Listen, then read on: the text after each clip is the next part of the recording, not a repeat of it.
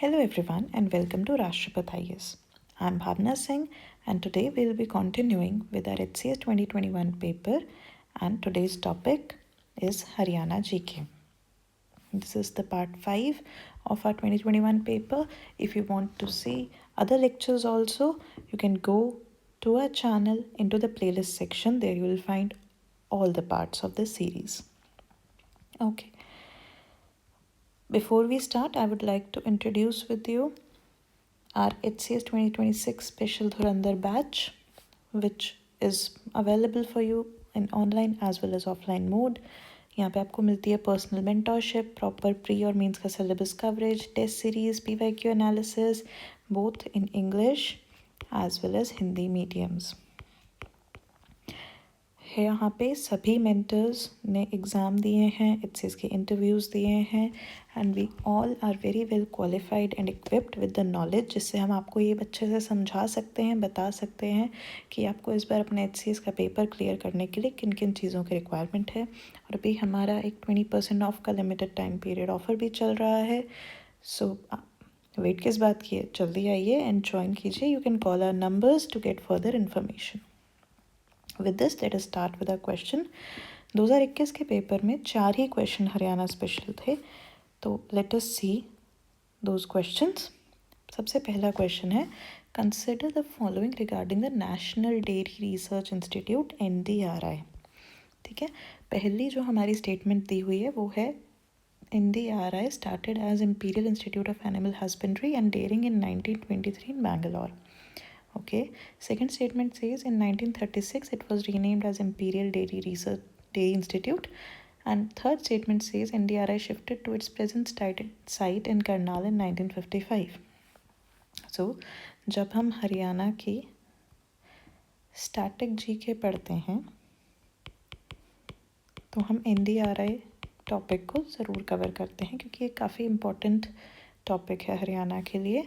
और उस नॉलेज से हमें ये बात पता है कि ये तीनों ही स्टेटमेंट्स करेक्ट हैं, तो हमारा आंसर हो जाता है डी।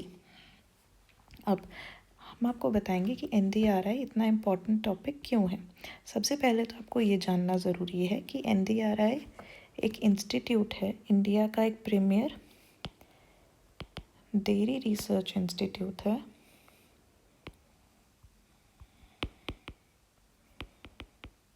जो कि वर्क करता है ICAR के अंदर। ICAR क्या है? Indian council of agricultural research. क्या काम है NDRI का? ये मैनेज करता है डेयरी प्रोडक्शन को, एनिमल के न्यूट्रिशन को,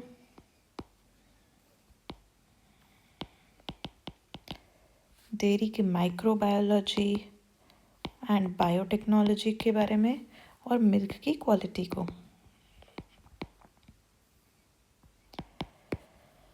ऑल्सो हमें ये भी पता चलता है कि इंडिपेंडेंस से पहले गांधी जी और मदन मोहन मालवीय जैसे बड़े बड़े पर्सनालिटीज़ ने भी बैंगलोर में इस इंस्टीट्यूट को विज़िट किया है, क्योंकि 1923 तक ये इंस्टीट्यूट बैंगलोर में था। तो around in the near to 1920s इन दोनों ही पर्सनालिटीज़ ने इस इंस्टीट्यूट को विज़िट किया था। ठीक है, और हमारा जब इंडिपेंडेंस हो गया था उसके बाद वाइट रेवोल्यूशन के टाइम पे जब ऑपरेशन फ्लड हुआ था, उसमें भी इस इंस्टीट्यूट ने एक बहुत अहम भूमिका निभाई थी। अब आप मुझे कमेंट सेक्शन में बताएंगे कि who was the father of white revolution in India. Okay, और ये इंस्टीट्यूट क्या करता है? ये इंस्टीट्यूट हमें डिग्रीज़ भी प्रोवाइड करता है। कैसी कैसी? BTech, MSc, PhD dairy sciences में। ठीक है, because it is a deemed university.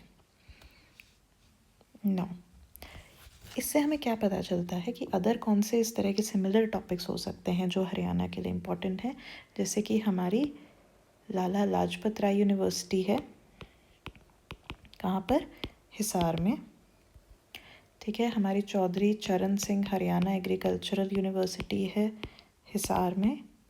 ठीक है, हमारा central institute for research on buffaloes है, हिसार में। इस तरह के और भी बहुत सारे इंस्टीट्यूशंस हैं जिन्हें हम अपने धुरंधर बैच के अंदर कवर करते हैं।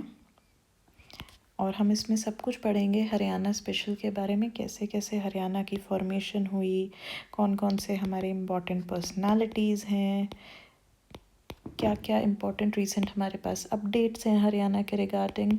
So if you want all of this, you can surely join our batch soon. Okay, moving to the next question. Consider the following regarding the wildlife sanctuaries in India. अब wildlife sanctuaries एक बहुत important topic होता है क्योंकि ये हमें conservation के बारे में बताता है. Now, इन्होंने हमें ऑप्शन दिए हैं Bhindawas in Jhajjar, Nahar in Rewari, Chilchila in Kurukshetra and Bir Shikargarh wildlife sanctuaries in Mahendragarh district. The correct answer among these is only A, because the fourth one is not correct. Fourth one जो है वो पंचकुला में है.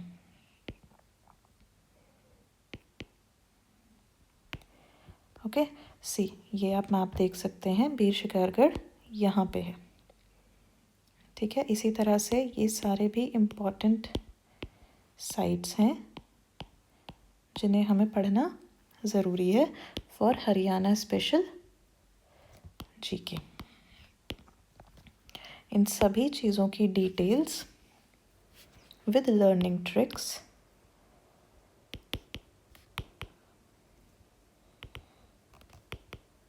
all of these are provided in our lectures. जब आप एक बार वो lectures कर लेंगे यू विल फाइंड कि इस तरह के क्वेश्चंस जो भी हरियाणा स्पेशल क्वेश्चंस आते हैं, these are very very easy to solve. And not only for 2021, आगे भी ईयर्स के जो हम अभी एनालिसिस डिस्कशन वीडियोस डालेंगे, they are also very easy to solve. Moving on to the next question. Which of the following statements are true?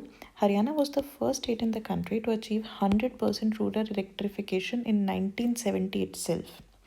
Okay, second, Haryana is the sole holder of country's rock salt resources. Third, Mera Pani Meri Virasat scheme of Haryana aims to shift farmers' focus from growing water consuming crops like paddy to less water requiring crops.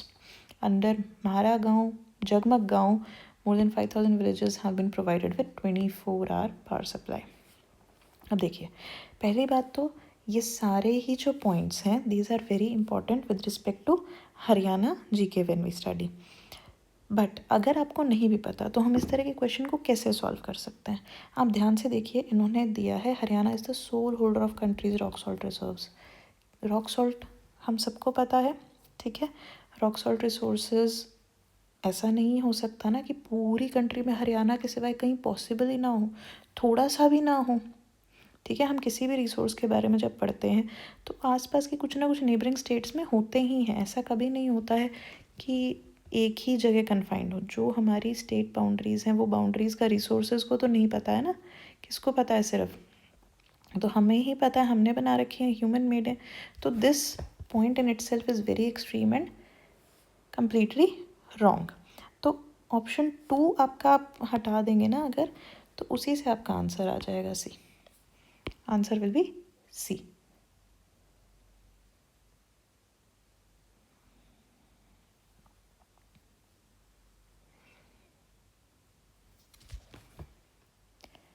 Now Haryana के सिवाय और कौन कौन सी ऐसी states हैं जहाँ पे और भी डिपॉजिट्स हैं? पंजाब है, ठीक है, हिमाचल है, राजस्थान है, इनमें भी ये वाले सब चीज़ें अवेलेबल हमें मिलती हैं. अंडरस्टूड?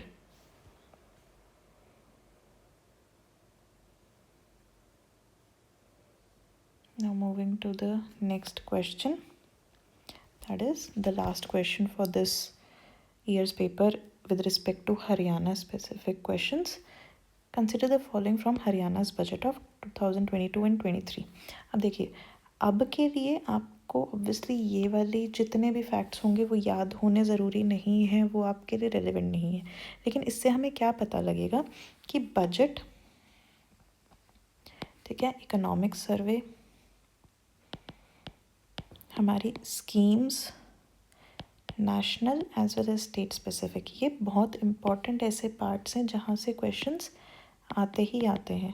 एंड ये ओवर द ईयर्स आप देखेंगे, अभी जैसे हम 2021 का पेपर कर रहे हैं, 2022 के में, 2023 के में, इन सब पेपर्स में यू विल सी कि ये सारे थीम्स को बार बार रिपीट किया गया है। So our team has prepared very well documents for the budget, for the economic survey, for the different schemes, और इन सब के हमारे पास इस तरह के डॉक्यूमेंट्स भी हैं, इस तरह के हमारे पास क्वेश्चनर्स भी हैं। If any of you wants them, you can contact our team with your query. So moving to the question, revenue deficit has been brought within the limits prescribed by 15th Finance Commission under the FRBM Act. अब यहाँ से आपके लिए 15th finance commission एक important topic है, आपके लिए FRBM act भी एक इम्पॉर्टेंट टॉपिक है। अंडरस्टूड? आप इसके बारे में भी आपको पढ़ना चाहिए। फिजिकल डेफिसिट जो टर्म है आपको पता होना चाहिए क्या होता है। डेट टू GSDP रेशियो क्या होता है आपको पता होना चाहिए। ठीक है। नाउ अब इन सारी स्टेटमेंट्स को पढ़ने के बाद when we go into the details then we will come to know that only the statement 2 and statement 3 are correct. So the answer will be option B. इसी तरह से हमें इस साल के बजट को और इकोनॉमिक सर्वे को भी पढ़ना है। एंड वो अपने आप में बहुत बल्कि डॉक्यूमेंट्स होते हैं, तो उन्हें अपने आप से पढ़ना थोड़ा मुश्किल होता है, और ये पता करना कि उसमें से क्या एग्ज़ाम रेलिवेंट है इज़ अ लिटिल डिफ़िकल्ट। तो इस चीज़ से बचने के लिए you can come to us and will make sure कि आप अच्छे से उस चीज़ को पढ़ के अपने एग्ज़ाम में अप्लाई कर पाएँ। Okay, so this was it for the video, and don't forget to check out our batch. Thank you and have a nice day.